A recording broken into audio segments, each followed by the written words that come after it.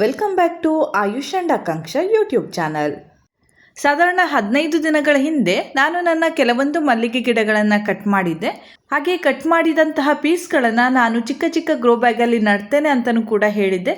ಅದನ್ನು ನಾನು ಒಂದು ವಿಡಿಯೋ ಮಾಡಿ ನಿಮ್ಮ ಜೊತೆ ಶೇರ್ ಮಾಡಿಕೊಂಡಿದ್ದೆ. ನಾನು ಗಿಡಗಳನ್ನು ಕಟ್ ಮಾಡಿದ ದಿನವೇ ಕೆಲವೊಂದು ಕಟ್ಟಿಂಗ್ಗಳನ್ನು ನಟ್ಟಿದ್ದೆ. ನಾನು ಆಗ ನಟ್ಟಂತಹ ಕಟ್ಟಿಂಗ್ ಈಗ ಯಾವ ರೀತಿಯಾಗಿದೆ ಅನ್ನೋದನ್ನು ಇಂದಿನ ಈ ವಿಡಿಯೋದಲ್ಲಿ ತೋರಿಸ್ತೇನೆ.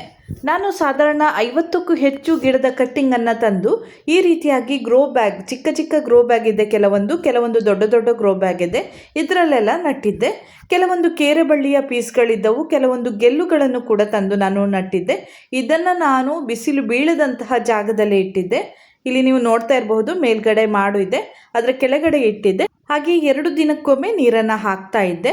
ಹಾಗೆ ಅದರ ಬುಡವನ್ನು ಗಮನಿಸಿ ನೀರನ್ನು ಹಾಕ್ತಾ ಇದ್ದೆ. ನೀರಿನ ಅಂಶ ಇದ್ದರೆ ನಾನು ಹಾಕ್ತಾ ಇರಲಿಲ್ಲ. ಒಂದು ವೇಳೆ ಡ್ರೈ ಆಗಿ ಕಂಡರೆ ನಾನು ಅದಕ್ಕೆ ನೀರನ್ನು ಹಾಕ್ತಾ ಇದ್ದೆ. ನಾನು ಇಷ್ಟೊಂದು ಕಟ್ಟಿಂಗನ್ನು ನಟ್ಟರೂ ಕೂಡ ಅದರಲ್ಲಿ ಹಸಿರು ಬಣ್ಣದಲ್ಲಿರುವುದು ಕೆಲವೊಂದು ಕಟ್ಟಿಂಗ್ಗಳು ಅಂತ ಹೇಳ್ಬೋದು. ಅದರಲ್ಲೂ ಕೂಡ ಹೆಚ್ಚಾಗಿ ಹಸಿರು ಬಣ್ಣದಲ್ಲಿರುವಂತಹದ್ದು ಕೇರೆಬಳ್ಳಿಯ ಕಟ್ಟಿಂಗ್ ಅಂತ ಹೇಳ್ಬಹುದು. ಇದು ಕೂಡ ಕೇರೆಬಳ್ಳಿಯ ಕಟ್ಟಿಂಗು, ಆದರೂ ನೋಡಿ ಇದು ಇಲ್ಲೇ ಒಣಗಿ ಹೋಗಿದೆ. ಹಾಗೆ ಇನ್ನು ಕೆಲವದರಲ್ಲಿ ಚಿಕ್ಕ ಚಿಕ್ಕ ಚಿಗುರುಗಳು ಬರ್ತಾ ಇದೆ, ಹಾಗೆ ಅಲ್ಲೇ ಒಣಗಿ ಹೋಗ್ತಾ ಇದೆ. ನೋಡಿ, ಇದು ಒಣಗಿ ಹೋಗಿದೆ. ಇದೇ ರೀತಿಯಾಗಿ ಇನ್ನು ಸ್ವಲ್ಪ ಸಮಯ ಬೇಕಾಗ್ತದೆ. ಈಗ ಕೂಡಲೇ ಅದರಲ್ಲಿ ಚಿಗುರು ಬರುವುದಿಲ್ಲ, ಅದು ಆ ಮಣ್ಣಿನೊಂದಿಗೆ ಹೊಂದಿಕೊಳ್ಬೇಕು. ನಂತರ ಎಲೆಗಳಲ್ಲಿ ಚಿಗುರುಗಳು ಬರ್ತದೆ, ನಂತರ ಬೇರು ಬರ್ತದೆ. ಈ ರೀತಿಯಾದ ಒಂದು ಪ್ರೊಸೆಸ್ ಆಗಬೇಕು. ಅದರ ನಂತರ ಗಿಡಗಳನ್ನು ನಾವು ನೆಡಬಹುದು. ಅಲ್ಲಿಯ ತನಕ ಗಿಡ ರೆಡಿ ಆಗಿದೆ ಅಂತ ಹೇಳಲಿಕ್ಕೆ ಆಗೋದಿಲ್ಲ. ಈ ಎಲೆಗಳೆಲ್ಲ ಆಲ್ರೆಡಿ ಇದ್ದಂತಹ ಎಲೆಗಳು. ಇನ್ನು ಇದರಲ್ಲಿ ಚಿಗುರು ಬಂದು ಹೊಸ ಹೊಸ ಎಲೆಗಳು ದೊಡ್ಡದಾದ ನಂತರವೇ ನಾವು ಇದರಿಂದ ದೊಡ್ಡ ದೊಡ್ಡ ಪಾಟ್ಗಳಿಗೆ ಹಾಕಬಹುದು. ಅಲ್ಲಿಯ ತನಕ ಈ ಗಿಡಗಳನ್ನು ನಾವು ನೆಡಲು ಹೋಗಬಾರ್ದು, ಹೀಗೆ ಇಡಬೇಕು. ಸ್ವಲ್ಪವೂ ಕೂಡ ಆಚೆ ಈಚೆ ಮಾಡಿ ಇಡಬಾರ್ದು. ಎಲ್ಲಿ ನಾವು ಇಟ್ಟಿರ್ತೇವೋ ಅದೇ ಜಾಗದಲ್ಲಿ ಇಡಬೇಕು. ನಾವು ಇಷ್ಟು ಜಾಗ್ರತೆ ಮಾಡಿಯೂ ಕೂಡ ನಾವು ನಟ್ಟಂತಹ ಎಲ್ಲ ಗಿಡಗಳು ಬದುಕುವುದಿಲ್ಲ, ಒಣಗಿ ಹೋಗ್ತದೆ. ನಾನು ಗಿಡವನ್ನು ಫುಲ್ ಟ್ರಿಮ್ ಮಾಡಿರುವುದರಿಂದ ಕೆಲವೊಂದು ದೊಡ್ಡ ದೊಡ್ಡ ಗೆಲ್ಲುಗಳಿದ್ದವು, ಹಾಗಾಗಿ ಸ್ವಲ್ಪ ದೊಡ್ಡ ಗ್ರೋ ಬ್ಯಾಗಲ್ಲಿ ನಾನು ನಟ್ಟಿದ್ದೆ. ನೋಡಿ, ಇದೆಲ್ಲ ಒಣಗಿ ಹೋಗಿದೆ. ಸಂಜೆ ಸಮಯ ನಾನು ಇದನ್ನೆಲ್ಲ ಒಮ್ಮೆ ಕ್ಲೀನ್ ಮಾಡೋಣ ಅಂತ ಬಂದಿದ್ದೆ. ಹಾಗೆ ಒಂದು ವಿಡಿಯೋ ಮಾಡಿ ತೋರಿಸೋಣ ಅಂತ ನಾನು ಇಲ್ಲಿ ವಿಡಿಯೋ ಮಾಡ್ತಾ ಇದ್ದೇನೆ. ನನಗೆ ತುಂಬ ಜನರು ಗಿಡ ಬೇಕು ಅಂತ ಹೇಳ್ತಾ ಇರ್ತಾರೆ. ಆದರೆ ನೋಡಿ, ನಾವು ಎಷ್ಟೊಂದು ಗಿಡವನ್ನು ಮಾಡಿದರೂ ಕೂಡ ಎಲ್ಲವೂ ಕೂಡ ಬದುಕುವುದಿಲ್ಲ. ನಟ್ಟು ಒಂದು 15 ದಿನದ ಒಳಗೆ ನೋಡಿ ಈ ರೀತಿಯಾಗಿ ಬಾಡಿ ಹೋಗ್ತದೆ. ಇದನ್ನೆಲ್ಲ ನಾವು ಹಾಗೆ ಇಡಬಾರ್ದು. ಇದನ್ನೆಲ್ಲ ಕ್ಲೀನ್ ಮಾಡಿ ಹೊಸ ಕಟ್ಟಿಂಗನ್ನು ಅದೇ ಒಂದು ಗ್ರೋ ಬ್ಯಾಗಲ್ಲಿ ನೆಡಬಹುದು. ಆದರೆ ನಾವು ಈ ರೀತಿಯಾದ ಒಂದು ಗ್ರೋ ಬ್ಯಾಗ್ಗೆ, ಅಂದರೆ ಮಣ್ಣು ತುಂಬಿಸಿದಂತಹ ಗ್ರೋ ಬ್ಯಾಗ್ಗೆ ಡೈಲಿ ನೀರನ್ನು ಹಾಕ್ತಾ ಇರಬೇಕಾಗ್ತದೆ. ಇಲ್ಲದಿದ್ದರೆ ಆ ಮಣ್ಣು ಅಲ್ಲೇ ಡ್ರೈ ಆಗಿ ಹೋಗ್ತದೆ, ಗಟ್ಟಿ ಆಗ್ತದೆ. ಹಾಗಾಗಿ ನಾವು ಯಾವಾಗಲೂ ಇದಕ್ಕೆ ನೀರನ್ನು ಹಾಕ್ತಾ ಇರಬೇಕು. ಇದರಲ್ಲಿ ಗಿಡ ಇಲ್ಲ, ಅದಕ್ಕೆ ನೀರು ಹಾಕೋದಿಲ್ಲ ಅಂತ ಇದ್ದರೆ ಆ ಮಣ್ಣು ವೇಸ್ಟ್ ಆಗ್ತದೆ. ಹಾಗೆ ಇಲ್ಲಿ ನಾನು ಒಂದು ಬಸಳೆಯನ್ನು ನಟ್ಟಿದ್ದೆ, ಅದು ಚೆನ್ನಾಗಿ ಬಂದಿದೆ. ಬಿಸಿಲಿಗೆ ಇಡಬೇಕು ಅಂತ ಅಂದ್ಕೊಂಡಿದ್ದೆ, ಆದರೆ ಇಲ್ಲೇ ಇತ್ತು, ಆದರೂ ಕೂಡ ಇಲ್ಲಿ ಚೆನ್ನಾಗಿ ಬೆಳೀತಾ ಬಂದಿದೆ. ನೋಡಿ, ನಾನು ಗಿಡಗಳನ್ನು ಯಾವಾಗ ಟ್ರಿಮ್ ಮಾಡಿದ್ದೆ ಅದೇ ದಿನ ಈ ಗಿಡಗಳನ್ನೆಲ್ಲ ಇದರಲ್ಲಿ ಹಾಕಿ ನಟ್ಟಿದ್ದೆ. ಆ ದಿನ ಅಂತೂ ತುಂಬಾ ಕಷ್ಟ ಆಯಿತು. ಯಾಕಂದರೆ ಗಿಡವನ್ನು ಕಟ್ ಮಾಡಲಿಕ್ಕೆ ಸ್ವಲ್ಪ ಸಮಯ ಬೇಕಾಗ್ತದೆ. ಹಾಗೆ ಮಣ್ಣನ್ನು ರೆಡಿ ಮಾಡಿಕೊಳ್ಬೇಕು. ಡೈರೆಕ್ಟ್ ಮಣ್ಣನ್ನು ಹಾಕಿದರೂ ಕೂಡ ಆಗುವುದಿಲ್ಲ. ಅದಕ್ಕೆ ಮರಳು, ಗೊಬ್ಬರ ಎಲ್ಲ ಸೇರಿಸಿ ಮಿಕ್ಸ್ ಮಣ್ಣನ್ನು ತಯಾರಿಸಿ ಈ ರೀತಿಯಾಗಿ ಒಂದೊಂದೇ ಪ್ಲಾಸ್ಟಿಕ್ ಒಳಗೆ ಮಣ್ಣನ್ನು ಹಾಕಿ ನಂತರ ಆ ಕಟ್ಟಿಂಗನ್ನು ಇಟ್ಟು ಅಷ್ಟೊಂದು ಕೆಲಸ ಮಾಡಿದ್ದೆ. ಆದರೂ ಕೂಡ ಈಗ ಇದನ್ನೆಲ್ಲ ತೆಗಿತಾ ಇದ್ದೇನೆ. ತುಂಬಾ ಬೇಸರ ಆಗ್ತದೆ. ನೋಡಿ, ಎಲ್ಲ ಗಿಡಗಳು ಒಣಗಿ ಹೋಗಿದೆ. ಕೆಲವೊಮ್ಮೆ ದೊಡ್ಡ ದೊಡ್ಡ ಕಟ್ಟಿಂಗ್ ಇರುವಂತಹ ಗಿಡಗಳು ಅಷ್ಟು ಚೆನ್ನಾಗಿ ಬರುವುದಿಲ್ಲ ಅಂತ ಹೇಳ್ತಾರೆ. ಇಲ್ಲಿ ನೀವು ನೋಡ್ತಾ ಇರಬಹುದು, ಕೆಲವೊಂದು ಗಿಡಗಳು ಚೆನ್ನಾಗಿದೆ.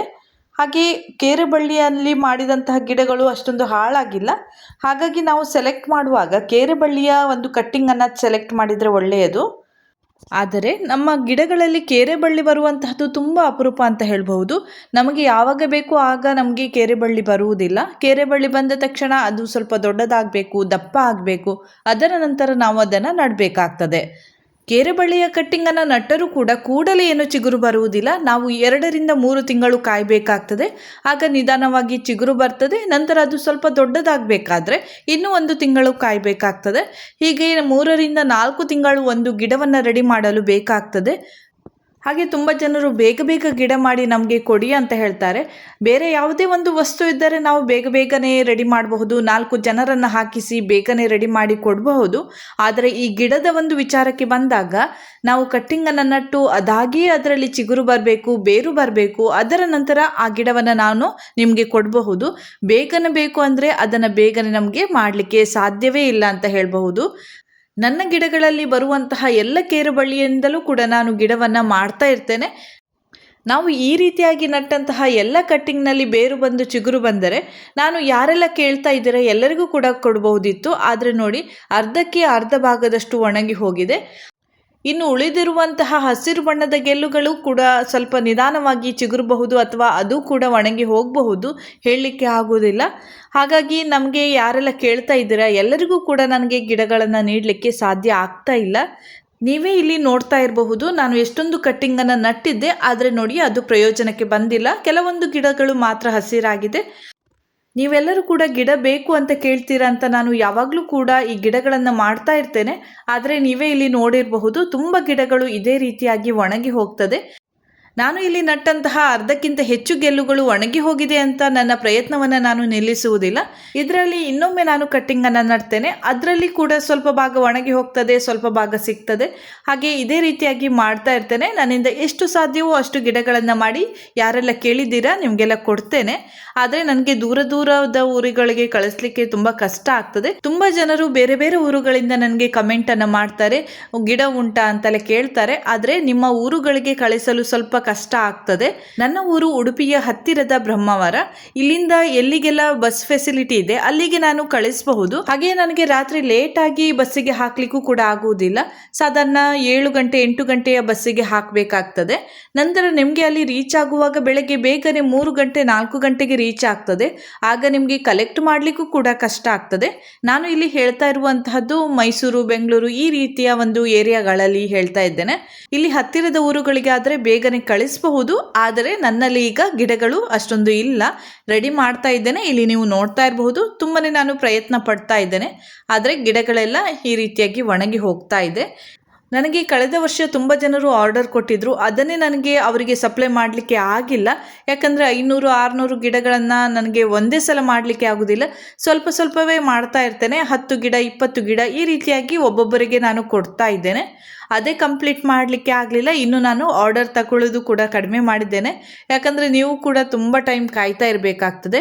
ನಾನು ಆವಾಗ ಹೇಳಿದಂತೆ 1 ವರ್ಷದ ತನಕ ಕೂಡ ನೀವು ಕಾಯಬೇಕಾಗ್ತದೆ. ಅದಕ್ಕಿಂತ ನಿಮ್ಮ ಹತ್ತಿರದ ನರ್ಸರಿಗಳಲ್ಲಿ ಈ ರೀತಿಯಾದ ಗಿಡಗಳು ಸಿಗ್ತದೆ, ಅಂದರೆ ಉಡುಪಿ ಮಲ್ಲಿಗೆ ಗಿಡಗಳು ಸಿಗ್ತದೆ. ಅದನ್ನೇ ತಂದು ನೀವು ಕೂಡಲೇ ನಡಿ. ಯಾವಾಗ ನಿಮಗೆ ಇಂಟ್ರೆಸ್ಟ್ ಇರ್ತದೆ ಆಗ ತಂದು ನಟ್ಟರೆ ಅದು ಒಳ್ಳೆಯದು. ನೀವು ಇವತ್ತು ಇಂಟ್ರೆಸ್ಟಿಂದ ನನಗೆ ಗಿಡ ಬೇಕು ಅಂತ ಹೇಳ್ತೀರಾ, ಆದರೆ ನಾನು ಕೊಡುವಾಗ ನಿಮಗೆ ಅದರಲ್ಲಿ ಇಂಟ್ರೆಸ್ಟ್ ಇರದೇ ಇರಬಹುದು, ಆ ರೀತಿಯೂ ಕೂಡ ಆಗಬಹುದು. ಹಾಗಾಗಿ ನಿಮಗೆ ಯಾವಾಗ ಇಂಟ್ರೆಸ್ಟ್ ಬರ್ತದೆ ಆವಾಗಲೇ ಕೂಡಲೇ ಹೋಗಿ ನರ್ಸರಿಯಿಂದ ಸ್ವಲ್ಪ ಗಿಡಗಳನ್ನು ತಂದು ನಡಿ. ನೋಡಿ, ಇದನ್ನೆಲ್ಲ ನಾನು ಈಗ ತೆಗೆದಿದ್ದೇನೆ. ಇಷ್ಟೊಂದು ವೇಸ್ಟ್ ಆದಂತಹ ಕಟ್ಟಿಂಗ್ ಅಂತ ಹೇಳ್ಬಹುದು. ಎಲ್ಲವೂ ಕೂಡ ಒಣಗಿ ಹೋಗಿದೆ. ನೋಡಿ, ಇಷ್ಟು ಖಾಲಿ ಗ್ರೋ ಬ್ಯಾಗ್ಗಳಿವೆ. ಹಾಗೆ ಇದು ನೋಡಿ, ದೊಡ್ಡ ದೊಡ್ಡ ಗ್ರೋ ಬ್ಯಾಗಲ್ಲೂ ಕೂಡ ಹಾಕಿದ್ದೇನೆ. ಅದರಲ್ಲೂ ಕೂಡ ಕೆಲವೊಂದು ಬಾಡಿ ಹೋಗಿದೆ, ಒಣಗಿ ಹೋಗಿದೆ. ಹಾಗೆ ಕೆಲವೊಂದು ಹಸಿರಾಗಿಯೂ ಕೂಡ ಇದೆ. ಹೀಗೆ ದೊಡ್ಡ ದೊಡ್ಡ ಗಿಡದ ಕಟ್ಟಿಂಗ್ನಿಂದ ಹೊಸ ಗಿಡ ಮಾಡುವುದಂದ್ರೆ ತುಂಬ ಸುಲಭದ ಕೆಲಸ ಅಂತೂ ಅಲ್ಲ. ಕಟ್ಟಿಂಗನ್ನು ತಂದು ಇದರಲ್ಲಿ ಹಾಕಬಹುದು, ಅದರ ನಂತರ ಅದು ಬೆಳೀತದ ಇಲ್ವಾ ಅಂತ ಗೊತ್ತಾಗುವುದಿಲ್ಲ. ಹಾಗೆ ಅದನ್ನು ಸರಿಯಾಗಿ ಮೇಂಟೈನ್ ಮಾಡುವುದು ಕೂಡ ತುಂಬಾ ಕಷ್ಟ ಅಂತ ಹೇಳಬಹುದು. ಈಗ ನಾನು ಒಣಗಿದ್ದಂತಹ ಕಟ್ಟಿಂಗ್ನೆಲ್ಲ ತೆಗೆದಿದ್ದೇನೆ. ಹಸಿರಾಗಿದ್ದ ಕಟ್ಟಿಂಗ್ನೆಲ್ಲ ಒಂದು ಸೈಡ್ನಲ್ಲಿ ಇಟ್ಟಿದ್ದೇನೆ. ಹಾಗೆ ಈಗ ಸ್ವಲ್ಪ ಸ್ವಲ್ಪ ನೀರನ್ನು ಹಾಕ್ತಾ ಇದ್ದೇನೆ. ಈ ರೀತಿಯಾದ ಕಟ್ಟಿಂಗ್ನಿಂದ ಮಾಡಿದ ಚಿಕ್ಕ ಚಿಕ್ಕ ಗಿಡಗಳಿಗೆ, ಅಂದರೆ ಇನ್ನೂ ಕೂಡ ಬೇರು ಬಂದಿರುವುದಿಲ್ಲ, ಆ ರೀತಿಯಾದ ಗಿಡಗಳಿಗೆ ಸ್ವಲ್ಪ ಸ್ವಲ್ಪವೇ ನೀರನ್ನು ಹಾಕಬೇಕಾಗ್ತದೆ. ತುಂಬ ನೀರನ್ನು ಹಾಕಿದರೆ ಅಲ್ಲೇ ಕೊಳೆತು ಹೋಗ್ತದೆ. ಹಾಗಾಗಿ ಡೈರೆಕ್ಟಾಗಿಯೂ ಕೂಡ ಪೈಪನ್ನು ಅದರ ಬುಡದಲ್ಲಿ ಇಡಬಾರ್ದು. ಈ ರೀತಿಯಾಗಿ ನಾವು ನೀರನ್ನು ಹಾಕಬೇಕಾಗ್ತದೆ.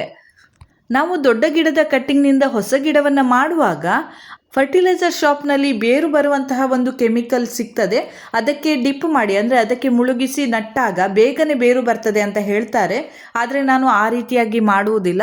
ಯಾಕಂದರೆ ಅದು ಬೇಗನೆ ಬೇರು ಬರಬಹುದು, ಚಿಗುರು ಬರಬಹುದು, ಆದರೆ ಮುಂದೆ ಅದರಲ್ಲಿ ಹೂವು ಆಗ್ತದೋ ಇಲ್ವೋ ಗೊತ್ತಾಗೋದಿಲ್ಲ. ಯಾಕಂದರೆ ಅದು ಕೆಮಿಕಲಿಂದ ಆ ಗಿಡ ಬೆಳೀತಾ ಇರ್ತದೆ, ಅಂದರೆ ಆ ಬೇರು ಬಂದಿದ್ದೇ ಕೆಮಿಕಲ್ ಉಪಯೋಗಿಸಿ ಬಂದಿರ್ತದೆ.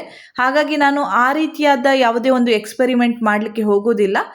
ಸ್ವಾಭಾವಿಕವಾಗಿ ಅಂದರೆ ನ್ಯಾಚುರಲ್ ಆಗಿ ಬೇರು ಬಂದರೆ ಮಾತ್ರ ಆ ಗಿಡಗಳು ಸ್ಟ್ರಾಂಗ್ ಆಗಿ ಬೆಳೀತದೆ, ಒಳ್ಳೆಯ ರಿಸಲ್ಟ್ ಬರ್ತದೆ ಅನ್ನೋದು ನನ್ನ ಒಂದು ಅನಿಸಿಕೆ. ಮಲ್ಲಿಗೆ ಗಿಡಗಳ ಕಟ್ಟಿಂಗ್ನಿಂದ ಹೊಸ ಗಿಡವನ್ನು ಮಾಡುವಾಗ ನಾವು ನಟ್ಟಂತಹ ಎಲ್ಲ ಕಟ್ಟಿಂಗ್ಗಳಲ್ಲೂ ಕೂಡ ಚಿಗುರು ಬರುವುದಿಲ್ಲ ಅನ್ನುವಂತಹ ವಿಷಯವನ್ನು ಎಲ್ಲರಿಗೂ ತಿಳಿಸಬೇಕು ಅನ್ನುವಂತಹ ಒಂದು ಉದ್ದೇಶದಿಂದ ಇಂದಿನ ಈ ವಿಡಿಯೋವನ್ನು ಮಾಡಿದ್ದೇನೆ. ಇಲ್ಲಿಗೆ ಈ ವಿಡಿಯೋವನ್ನು ನಾನು ಮುಗಿಸ್ತಾ ಇದ್ದೇನೆ. ಮುಂದಿನ ವಿಡಿಯೋದೊಂದಿಗೆ ಮತ್ತೆ ಭೇಟಿ ಆಗ್ತೇನೆ. ನನ್ನ ಈ ವಿಡಿಯೋ ಇಷ್ಟ ಆದರೆ ಲೈಕ್ ಮಾಡಿ, ಶೇರ್ ಮಾಡಿ, ಹಾಗೆ ಸಬ್ಸ್ಕ್ರೈಬ್ ಮಾಡೋದನ್ನು ಮರಿಬೇಡಿ.